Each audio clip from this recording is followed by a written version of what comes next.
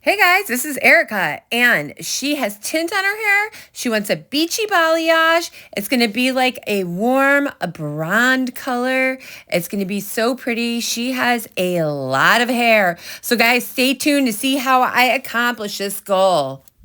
Hey guys, welcome to Hair Tudes, raw, real, and diverse hair education. I help hairstylists become better hairstylists. Okay, guys, here we go. We are painting away already. We are doing the unders here today. So she wears her hair up. So she wants to see like that swept, beautiful, like sun-kissed underneath. If they wear their hair up a lot, you'll have a lot of like highlights underneath the hair. So I lift that up and I just paint away there. So I'm using Sunlight's Balayage and 50 volume. I'm pretty sure this is the sun cream, and that's 50 volume. So you guys are probably like, oh my God. But like, oh, and I'm using Olaplex. So 50 volume. So let's talk about that. So there's clay lightener involved with this. So clay lightener inhibits the processing. The clay altogether slows it down a lot. And it just doesn't lift like regular foil lightener does at all. Also, balayage is a saturation thing. I need to bust through some pigment here. So she has pigment on her hair because I have to cover up some sparkles of hers. And so I'm like, well, I have to paint it heavy. And so we have to get through this. And so I'm going to paint it thick and I'm going to paint it heavy. And then I'm also going to manipulate my poly wrap, that plastic wrap you see there. I'm going to manipulate that as well. So if I paint it really, really heavy with 50 volume, then I'm going to get a 50 volume lift, but it's not going to be drying like if I used like regular like foil lightener. It's going to be completely different. I would never use 50 volume with like regular like foil lightener. That would be like crazy. That'd be crazy talk. Anyway, so as you can see, I'm painting with saturation where her ends are already light. I'm not going to paint it as heavy. And as you can see, as I'm skimming it up, I'm only going to get like a 10 volume lift there. It's going to be really grazed. And then in the meat and the potatoes there, I'm going to really paint it heavy just so I can get a really, really, really heavy lift. So this is when Allison was really into filming really close up, guys. So this footage is probably like, oh geez, a year and 2 years ago, year and a half ago, but it's still relevant. Everybody still wants balayage. People like that hand painted look. This is actually the most favorite for me. When I have done Erika's hair, I think it came out the most beautiful this time.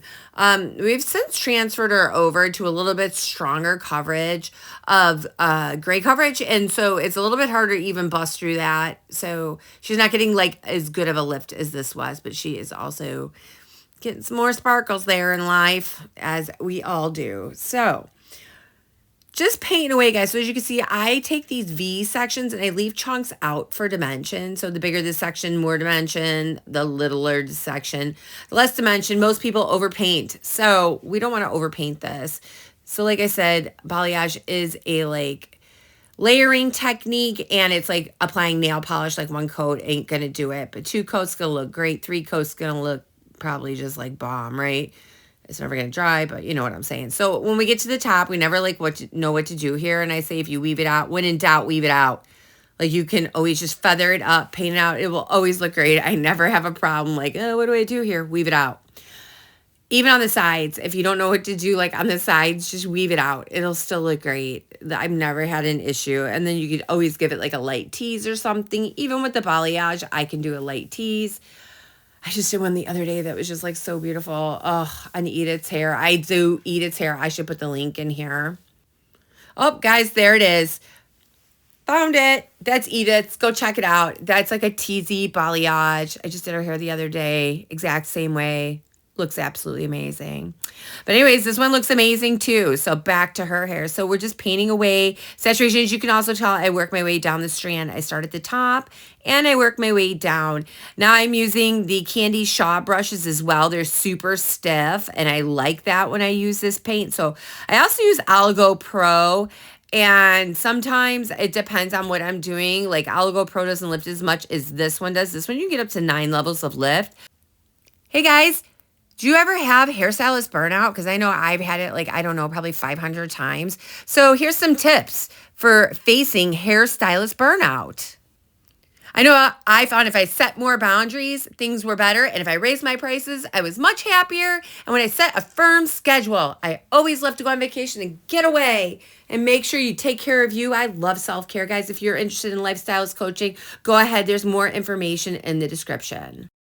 So back to 9 levels of lift. So Sunlight says that gives you 9 levels of lift. So you really have to paint heavy. You have to process for about 45 minutes.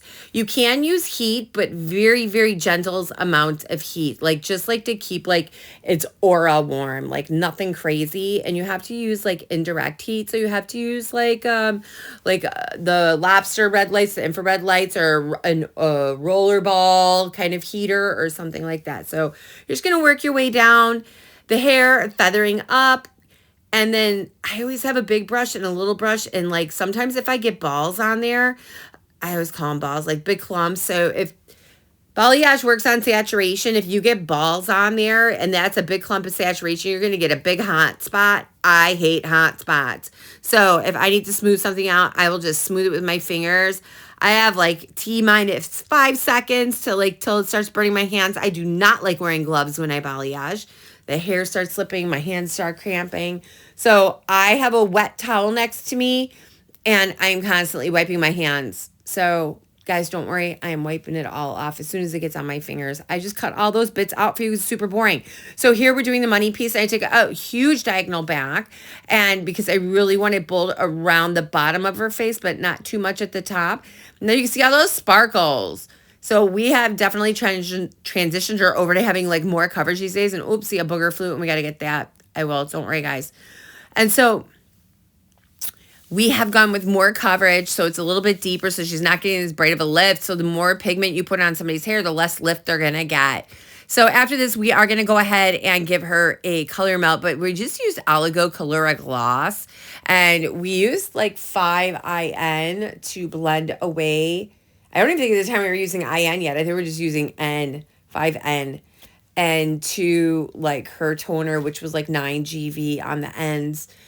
And just melting that out. And it worked good until it was just like too much, like the gray was just too much to handle. So we switched her over to Magix 10, which has a lot more pigment and more of an opaque pigment versus a translucent pigment from a gloss. So we're just rounding it up here. And as you can see, I was painting all those ridges of that hair. So now we're getting over to the color melt. And I am just going ahead and basing her with that 5N.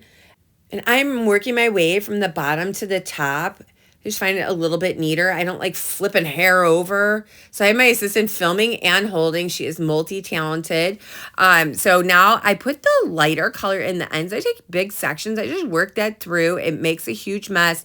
We just put towels down on the floor and then we just comb it through. I love using my Fermar brush. And this just is how beautiful. It's toning with the 9GV, 5N into 9GV. And we leave it on about 15 minutes. And here was Erika's before, guys. And I just want to show you the underneath of that blend from the color melt. Like, look how beautiful that is and how reflective it is. It just looks absolutely gorgeous. And underneath from that paint job I gave her, it's a beautiful paint job. I don't have too many after videos and photos. Must have been in a rush, but I do have a lot of chair videos. It looks gorgeous. And here is Erika's after. She looks absolutely gorgeous. Guys, if you like and enjoy my content, don't forget to like, share, subscribe. And if you like this video, don't forget to check this one. And don't forget to hit the ding dong. Thanks, guys. See you later.